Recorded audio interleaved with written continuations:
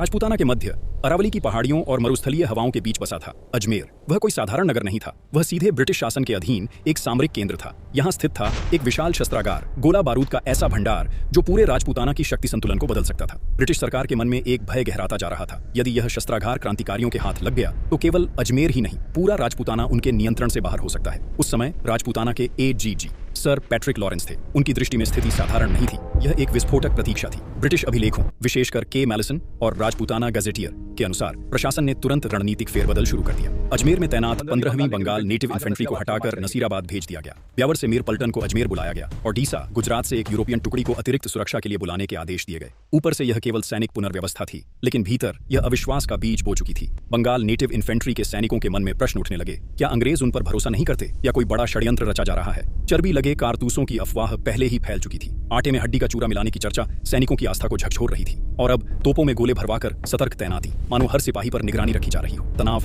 धीरे धीरे आग में बदल रहा था और फिर आया 28 मई 1857। ब्रिटिश स्रोतों के अनुसार 15वीं और 30वीं नेटिव इन्फेंट्री ने विद्रोह कर दिया। छावनी की शांति भंग हो गई और सैनिक दिल्ली की ओर प्रस्थान कर गए, उस केंद्र की ओर जहां विद्रोह की ज्वाला धधक रही थी। स्थानीय इतिहासकार जीएन शर्मा और आरपी व्यास एक सिपाही बख्तावर सिन्हा का उल्लेख करते हैं जिसने खुलकर प्रश्न उठाए थे, लेकिन ब्रिटिश अभिलेखों में यह नाम स्पष्ट रूप से प्रमाणित नहीं मिलता। इतिहास यहाँ दो आवाजों में बंट जाता है, एक आधिकारिक और एक लोकस्मृति की। छावनी में तैनात कुछ अंग्रेज अधिकारी अचानक परिस्थितियों से घिर गए, कुछ भाग निकले। स्थानीय परंपराएं कहती हैं वे मेवाड़ क्षेत्र में शरण लेने को विवश हुए, परंतु आधिकारिक दस्तावेज इस कथा का केवल सीमित उल्लेख करते हैं। अजमेर उस दिन केवल एक शहर नहीं था, वह विश्वास और अविश्वास के बीच खड़ी एक चिंगारी था जो 1857 की क्रांति में राजपूताना के इतिहास को एक नए मोड़ की ओर ले जा रही थी।